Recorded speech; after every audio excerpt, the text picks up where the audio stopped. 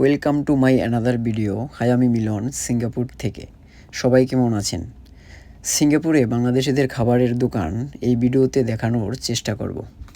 ভিডিওতে যে দোকানগুলো দেখছেন এই জায়গাটার নাম হলো সুনলে মার্কেট সিঙ্গাপুর।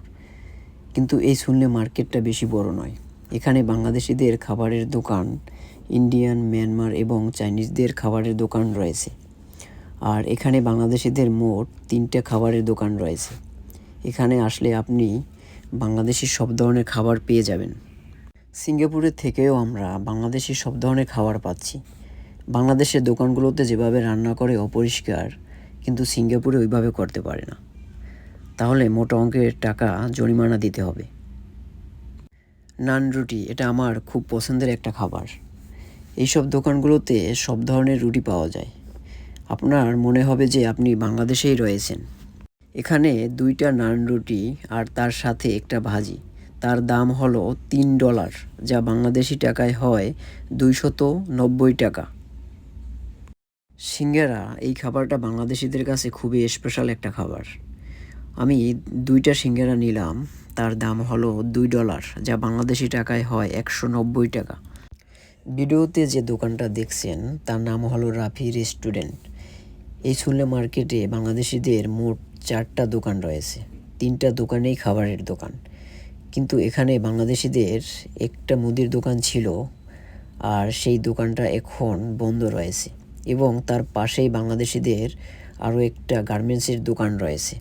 এখানে বাংলাদেশিদের খাবারের 3টা দোকান রয়েছে, রাফি রেস্টুরেন্ট, লামিয়া বিরিয়ানি হাউস, আর একটা হলো বাংলাদেশি খাবার।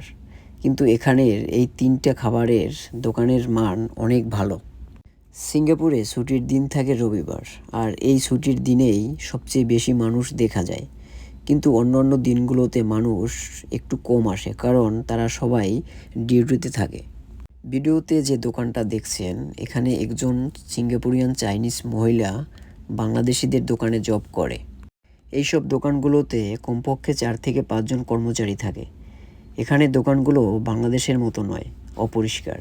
প্রতিদিনই পরিষ্কার পরিচ্ছন্ন করে রাখতে হয়, না হলে মোটা অঙ্কের টাকা জরিমানা দিতে হয়। সেই জরিমানা আপনার ধারণার বাইরে। এই সুনলে মার্কেটে অনেকগুলো দোকান রয়েছে, কিন্তু বাংলাদেশি দোকানগুলোতে সবচেয়ে বেশি বিক্রি হয়। আর এখানে বেশিরভাগ মানুষই আসে বাংলাদেশি, ইন্ডিয়ান, মিয়ানমার, কিন্তু চাইনিজদের বেশি দেখা যায় না।